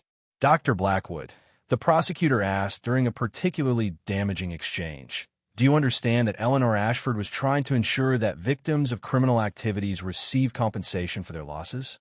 Mrs. Ashford was motivated by naive idealism that took no account of the practical consequences of her actions, Dr. Blackwood replied. Her disclosures would have destroyed the livelihoods of people who were guilty of nothing more than creative financial arrangements.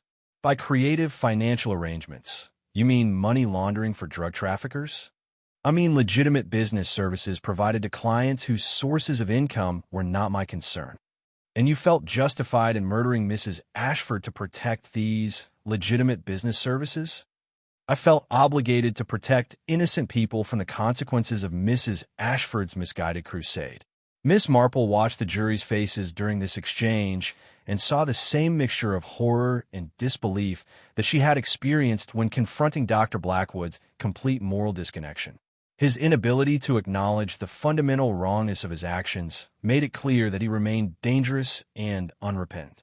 The jury deliberated for less than 2 hours before returning guilty verdicts on all charges: 2 counts of murder, conspiracy to commit money laundering, and attempted murder. The judge, in pronouncing sentence, made observations that captured the particular horror of Dr. Blackwood's betrayal of trust. Dr. Blackwood, you have violated every principle of the medical profession and every standard of human decency. You used your position of trust and respect in the community to facilitate serious crimes, and when that position was threatened, you committed murder to protect your interests. The fact that you show no remorse for these actions demonstrates that you pose a continuing danger to society. The sentence was life imprisonment with a minimum term of 30 years, effectively ensuring that Dr. Blackwood would spend the rest of his life in prison. As he was led away, Miss Marple noted that his expression remained one of resentment rather than acceptance, as if he still believed he was the victim of circumstances rather than the author of his own destruction. Outside the courthouse, Sarah Ashford spoke briefly to the assembled media about her feelings regarding the conclusion of the case. "I'm grateful that justice has been served for my mother and James Morrison," she said. "But I'm also aware that nothing can bring them back or repair the damage that Dr. Blackwood's actions have done to our community. The healing process will take time." Inspector Craddock, who had worked tirelessly to build the case against Dr. Blackwood, expressed satisfaction with the outcome while acknowledging the broader implications of the investigation. This case demonstrates the importance of citizens like Mrs. Ashford who are willing to report suspected criminal activity despite personal risk. It also shows how easily criminal enterprises can infiltrate seemingly respectable institutions when proper oversight is lacking. As Miss Marple made her way home to Willowbrook Hollow after the trial's conclusion, she reflected on the complex emotions the case had generated. Justice had been served, but at a terrible cost to the community's sense of trust and security. The village would eventually recover, but the scars left by Dr. Blackwood's betrayal would remain for years to come. More troubling was the knowledge that similar betrayals of trust were likely occurring in other communities, protected by the same respectability and social position that had allowed Dr. Blackwood to operate undetected for years. The case served as a reminder that vigilance and moral courage, like those demonstrated by Eleanor Ashford, were essential safeguards against the corruption of institutions that society depended upon for protection and care. 6 months after Dr. Blackwood's conviction, Willowbrook Hollow had begun the slow process of rebuilding the trust and sense of security that his crimes had shattered. Miss Marple, taking her morning walk through the village, noted the gradual return of normal rhythms. Neighbors chatting over garden fences, children playing safely in the streets, elderly residents feeling comfortable walking alone after dark. The most visible sign of recovery was the reopening of the village medical practice under Dr. Margaret Henley, a young physician from London who had volunteered to serve the community during its transition period. Dr. Henley's approach to village medicine emphasized transparency and community involvement in a way that provided reassurance to patients still traumatized by their previous doctor's betrayal. The most important thing, Dr. Henley had told Miss Marple during their first meeting, is rebuilding trust gradually through consistent, ethical practice. People need to know that their doctor's only interest is their health and well-being. Sarah Ashford had also played a crucial role in the village's recovery process. Rather than leaving Willowbrook Hollow to escape the painful associations with recent events, she had chosen to remain and use her inheritance, what remained of it after legal proceedings, to establish a foundation supporting victims of financial crimes. The Eleanor Ashford Foundation, as it became known, provided both practical assistance and a positive legacy for her mother's memory. Mother always said that the best way to honor the dead was to help the living, Sarah explained to Miss Marple as they reviewed the Foundation's early activities. She would have been proud to know that her investigation ultimately helped other families who had been harmed by similar crimes. The Foundation's work had already attracted national attention as a model for how communities could respond constructively to the discovery of systematic criminal activity in their midst. Rather than simply punishing the perpetrators, Sarah's approach focused on repairing the damage done to victims and strengthening institutions to prevent similar betrayals in the future. Inspector Craddock, who visited Willowbrook Hollow regularly to monitor the community's recovery and consult on related investigations, had become a friend and advisor to both Sarah and Miss Marple. His presence provided ongoing reassurance that law enforcement remained committed to protecting the village from future threats.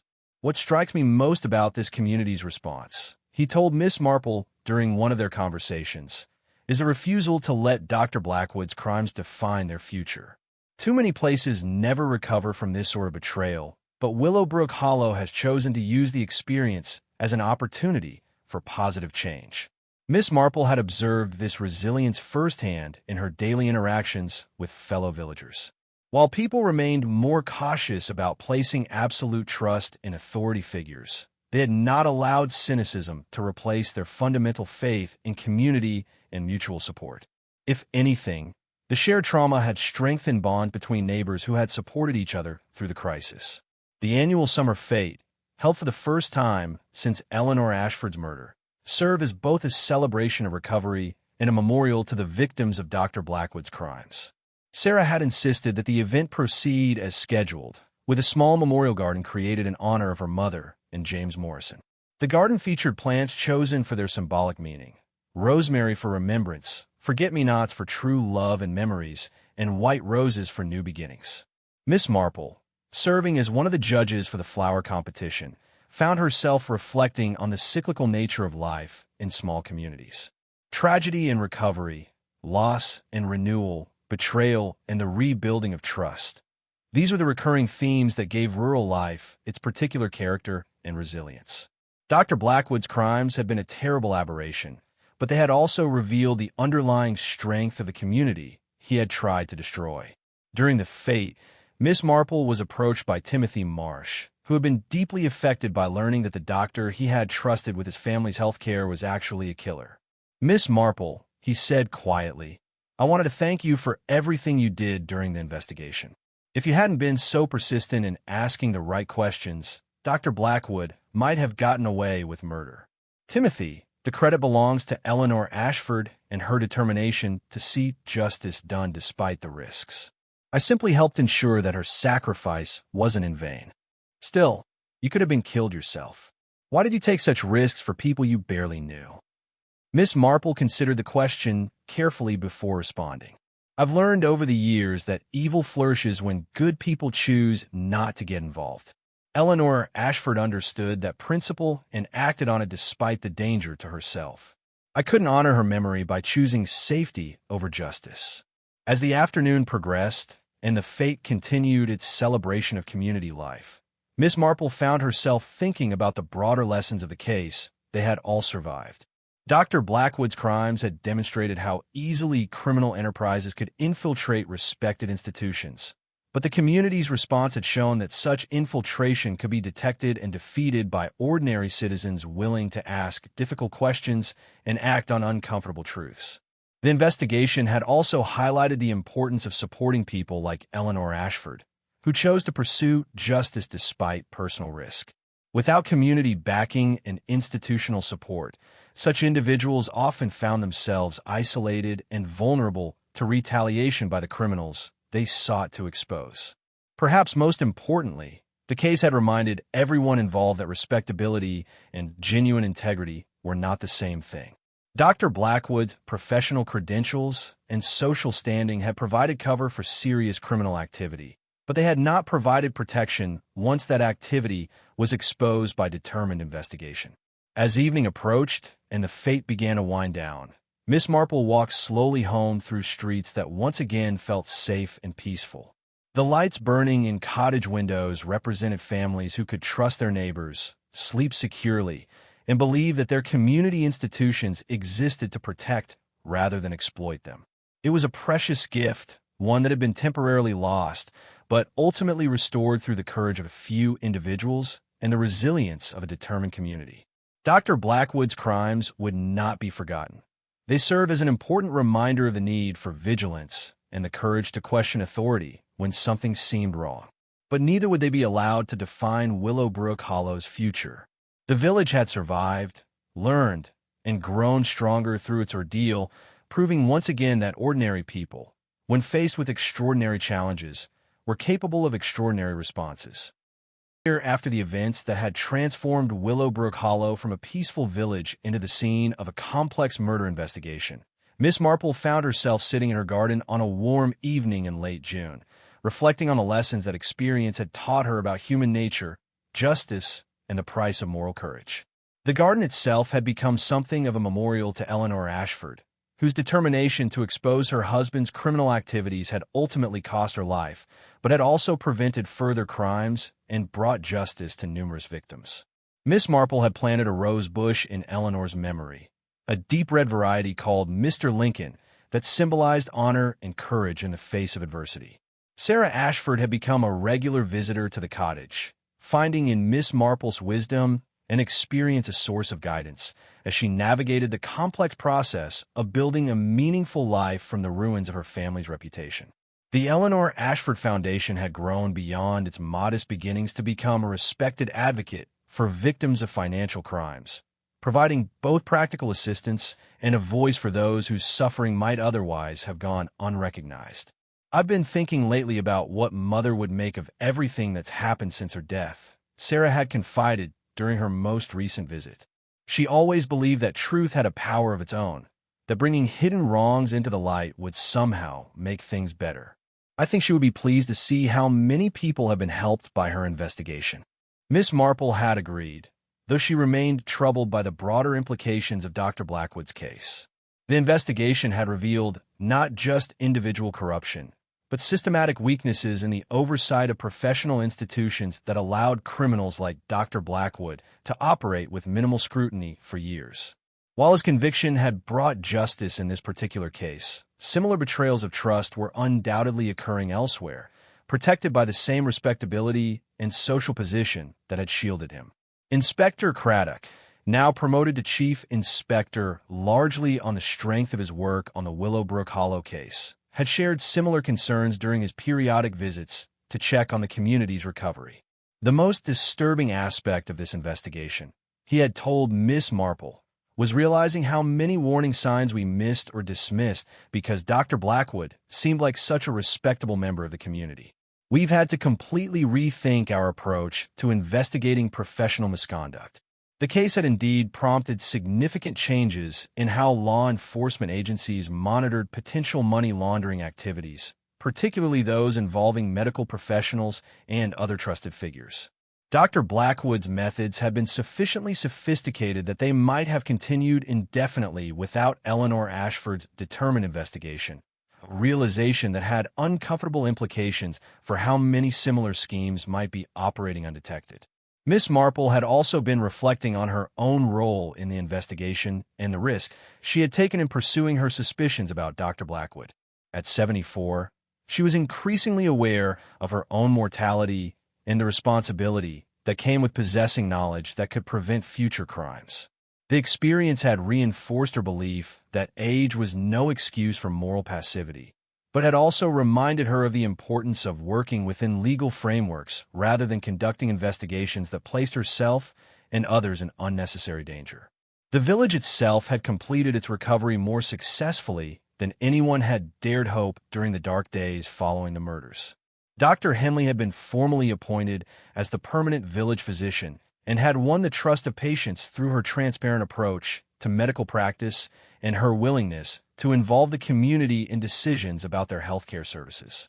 The practice now included patient advocates and regular community meetings, safeguards designed to prevent the sort of isolated authority that had enabled Dr. Blackwood's criminal activities. Perhaps most importantly, the experience had strengthened rather than weakened the community's commitment to mutual support and social responsibility. Rather than retreating into suspicious isolation, villagers had chosen to increase their involvement in each other's lives, creating informal networks of observation and care that would make future criminal activity much more difficult to conceal. The annual memorial service for Eleanor Ashford and James Morrison had become a permanent fixture in the village calendar, serving not only to honor their memory, but also to remind residents of the importance of moral courage and civic responsibility. This year's service, held in the church where Eleanor had been a faithful member for decades, had drawn visitors from across the country who were interested in learning about the community's response to tragedy. During the service, Reverend Morrison had delivered a sermon about the nature of true service that Miss Marple found particularly moving. Eleanor Ashford and James Morrison died because they chose to serve truth and justice rather than their own safety and comfort, he had said. Their sacrifice reminds us that genuine service to others sometimes requires us to risk everything we hold dear. They showed us that ordinary people, when faced with extraordinary moral challenges, are capable of extraordinary courage. As Miss Marple sat in her garden watching the sunset paint the Cotswold Hills in shades of gold and rose, she found herself thinking about the cyclical nature of justice and the eternal struggle between those who would exploit others for personal gain and those who chose to resist such exploitation despite the personal cost. Dr. Blackwood's crimes had been a reminder of how easily evil could disguise itself as respectability, but the community's response had been an equally powerful reminder of the resilience of ordinary decency when confronted with extraordinary challenges. The roses in Eleanor's memorial garden were blooming magnificently, their deep red petals a testament to the enduring power of courage and integrity. Miss Marple smiled as she contemplated the appropriateness of the symbol. Roses required careful tending and protection from various threats, but when properly cared for, they produced beauty that lasted far beyond their individual blooming season. Justice, she reflected, worked in much the same way. It required constant vigilance, careful cultivation, and the willingness of individuals to tend it even when doing so involved personal risk. Eleanor Ashford and James Morrison had been gardeners of justice, and their work had produced results that would benefit others long after their own stories had ended. As darkness fell over Willowbrook Hollow and lights began to appear in cottage windows throughout the village, Miss Marple gathered her knitting and prepared to spend the evening reading. Tomorrow would bring new challenges and new opportunities to serve her community, but tonight she was content to reflect on a case that had reminded her why she had devoted so much of her life to understanding human nature and pursuing justice for those who could not pursue it themselves. The murder in Willowbrook Hollow had been solved, the killer brought to justice, and the community restored to health. It was, Miss Marple thought with quiet satisfaction, exactly the sort of ending that Eleanor Ashford would have appreciated. Justice served, truth revealed, and the innocent protected from further harm. In a world that too often seemed indifferent to such outcomes, it was a reminder that individual actions still mattered and that moral courage, however costly, still had the power to change lives for the better.